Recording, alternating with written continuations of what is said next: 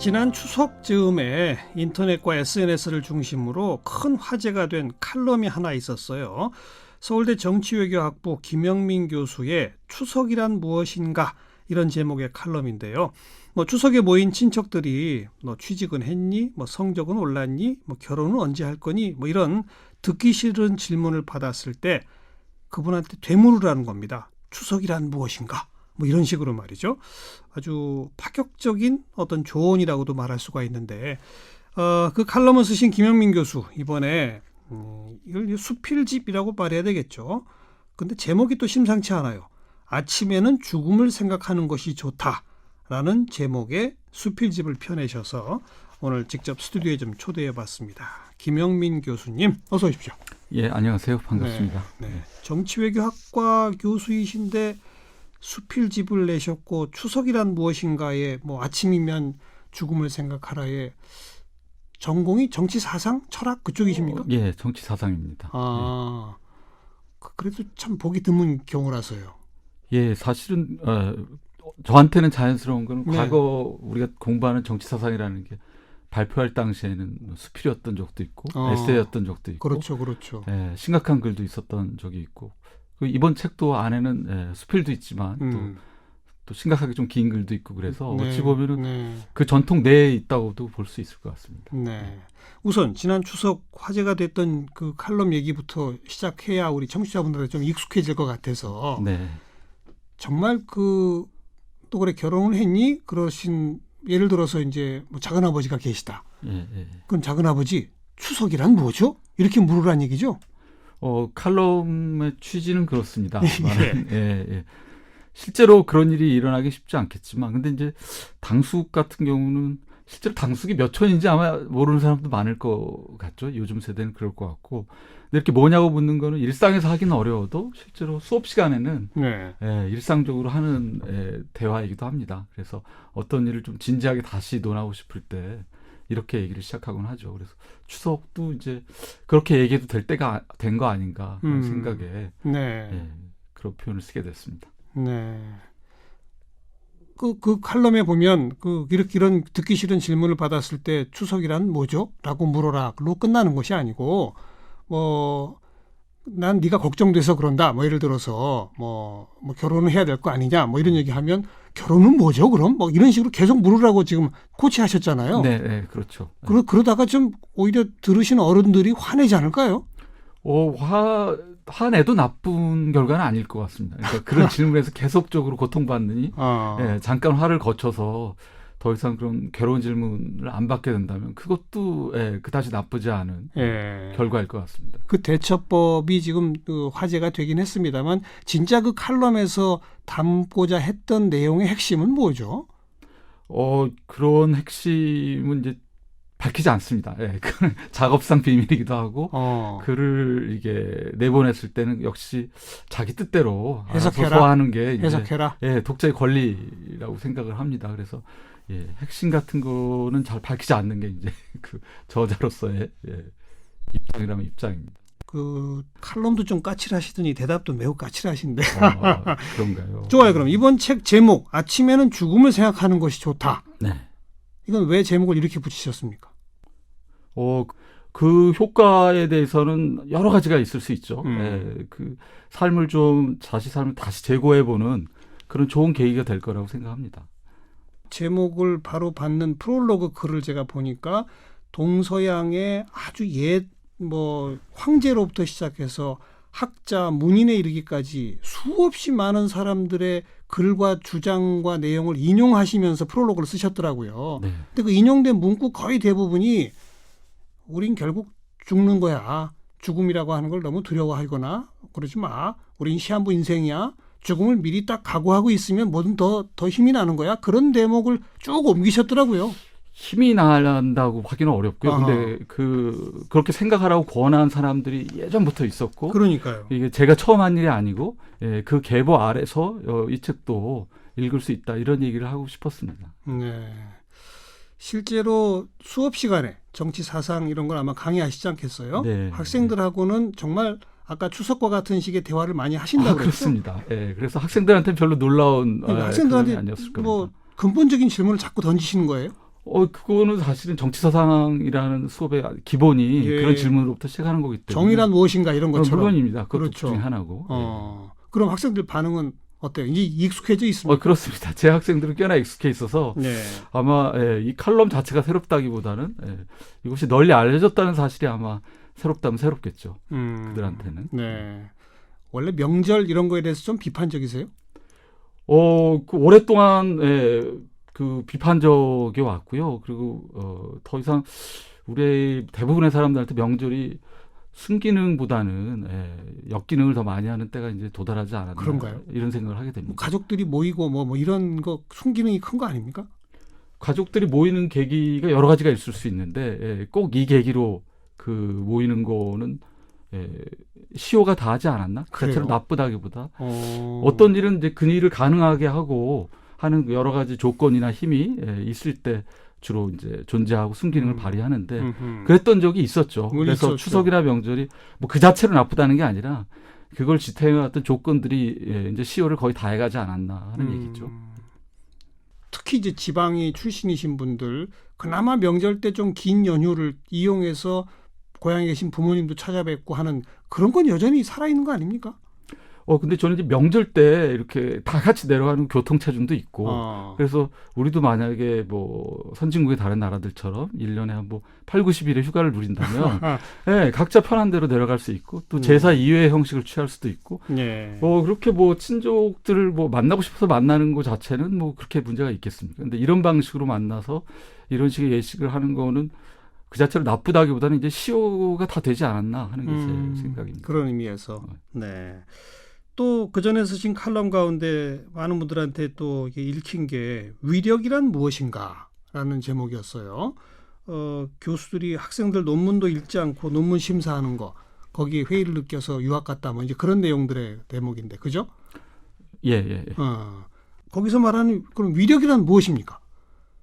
사람들 자기가 원하는 방향으로 어떤 사람을 행동하게 만드는 힘 전체가 사실은 그 위력이고, 그러니까요. 보통 우리가 생각하는 그 폭력적인 거는 그 위력이 대체로 그 효력을 잃어갈 때 드러나는 증상이나 이런 취지의 글이었습니다. 그러니까 위력을 폭넓게 더 생각할 필요가 있죠. 그 위력을 통해 누군가를 어떻게 행동하게 만들어야 되는데 그게 잘 안 될 때는 폭력적으로 반응하더라. 네, 가장 거친 수단이라고 할 수 있죠. 가장 거친 위력이 폭력이다. 그 마침 그 글을 쓰신 즈음이 안희정 전 지사가 그 업무상 위력에 의한 추행이 무죄에 나왔을 때거든요. 그 판결은 어떻게 보셨어요? 사실은 그 판결 자체에 대해서는 제가 뭐라고 할 사안은 아니고 그거는 법률 전문가들이나 관련 당사자들이 여러 증거를 취합해서 판단할 일이죠. 근데 제가 오히려 문제시했던 거는 이제 사실은 그 판결 자체보다는 그 판결문입니다. 그 판결문에서 전제하고 있는 위력의 이해가 제가 생각하는 위력의 이해보다는 상당히 협소한 것이어서 그랬어요. 그래서 똑같은 결론에 이르든 아니면 다른 결론에 이르든 그 판결문 내에서 거론하거나 사용하고 있는 위력 개념을 좀 제고할 필요가 있지 않나 그런 취지로 글을 쓰게 됐습니다. 판결문에서는 위력을 어떤 정도로 좁게 해석했던가요? 아까 말했듯이 아주 명시적인 폭력에 가까운 행동만 위력으로 저는 규정하고 있다고 봤는데 그거보다는 훨씬 더 넓고 유연하게 해석할 여지가 있는 개념이죠. 판결 자체야 사실은 그건 뭐 제가 그 관련된 증거에 뭐 접근 가능한 사람도 아니고 그렇기 때문에 그건 해당 당사자들이 판단할 문제죠. 제가 교수님의 칼럼을 쭉 몇 편 보다가 아주 재미있는 표현 하나를 이렇게 좀 반복적으로 사용하시는 게 있더라고요. 앞에 놓인 탁자를 당수로 쪼개며 고래고래 소리를 지르고 목젖을 뽑아 줄넘기를 한 다음에 창문을 온몸으로 받아 깨면서 밖으로 뛰쳐나와야 하지 않았을까? 요 대목이 거의 지금 몇 군데 쓰이더라고요. 한두 군데 정도 쓰였겠죠. 이게 좀 일부러 이런 식의 좀 풍자적인 표현을 쓰시는 겁니까? 뭡니까? 그래서 저한테는 자연스러운 표현입니다. 어떤 그 보이지 않는 위력 앞에 내가 무저항으로 있었던 것 자체 그것을 이제 회한하면서 이런 대목을 쓰셨거든요. 그런 회한의 정도를 잘 표현하기 위해서는 매우 회한스럽다. 뭐 이 정도 갖고는 부족하고 그 정도 표현이 무게에 값하지 않나 그렇게 생각합니다. 평소 아주 근본적인 것, 원칙적인 것 이런 데 관심 많으시죠? 예, 관심이 많은데 일종의 직업병 같은 거죠. 뭐 이게 이런 걸 가르치고 배우는 사람은 네. 기본적으로 그렇게끔 하게 돼 있기 때문에 네. 우리 김 교수님이 보시기에 근본과 원칙에 대한 깊이 있는 성찰을 서로 나누고 토론해서 합의와 동의에 기반한 사회입니까? 아니면 그런 것 없이 온갖 무근거한 권위와 뭐 허례와 이런 것들이 지배하고 있는 사회입니까? 굳이 얘기하자면 후자에 가깝겠지만 전자와 같은 사회도 너무 이상적이기 때문에 저는 이 지구상 어디도 존재하지 않는다고 생각합니다. 물론 없겠지만, 예. 근데 후자 쪽이 그 아주 자주 보이는 현상이어서 상당히 우려하는 뭐 저도 그런 문화의 일부겠지만 어쨌든 고민스러운 대목이죠. 그런 우려하는 대목을 그나마 줄여나가기 위해서는 뭘 해야 하는 겁니까, 우리가? 민주주의를 더 연습하면 되는 겁니까? 어떻게 하는 겁니까? 민주주의도 연습을 해야겠죠. 그렇지만 저는 뭐 그게 또 만병통치약도 아니고 네. 어쩌면 만병통치약이라기보다는 그나마 가능한 보다 나은 방식 정도에 그렇죠. 해당할 것이고 뭐 그 외에도 강조할 거는 굉장히 많죠. 한 가지 정도만 더 하신다면. 아까 뭐 교수사회 얘기를 했지만 저는 직업윤리도 굉장히 중요하다고 생각합니다. 직업윤리. 왜냐하면 지금 전문인이나 일정한 권력을 향유하는 사람들의 어떤 개인 도덕상의 문제 이런 게 많이 지금 폭로되고 문제가 되고 있는데 그거 당연히 필요하고 문제가 되는 과정이지만 저는 직업윤리에서의 문제 역시 그에 못지않게 큰 문제라고 생각합니다. 이를테면 아까 말씀드렸듯이 뭐 자기가 심사하게 돼 있는 논문을 뭐 안 읽고 온다. 이건 뭐 특히 개인적인 도덕의 문제라기보단 자기가 맡은 어떤 직업의 수행에 관해서 충분히 자기가 헌신을 하지 않는 거니까 이런 문제들은 단순히 민주주의 문제는 아니죠. 그렇죠. 여러 가지 문제이기 때문에 저는 각자 주어진 입자 그 위치에서 그 자기 직업 윤리를 다하는 이런 것도 굉장히 우리에게 더 필요한 요소가 아닌가. 그렇게 방금 또 그 말씀 듣고 있다 보니까 직업윤리라고 하는 거는 또 개인의 문제만은 아닐 수도 있겠네요. 그렇죠. 그 직업군이 그럴만하니까 그렇게 하는 거 아니겠습니까? 그렇죠. 교수 사회에서 뭐 석사 논문 정도야 내가 안 읽고 심사 가도 이게 통용되니까 그러고들 있는 거 아니겠어요?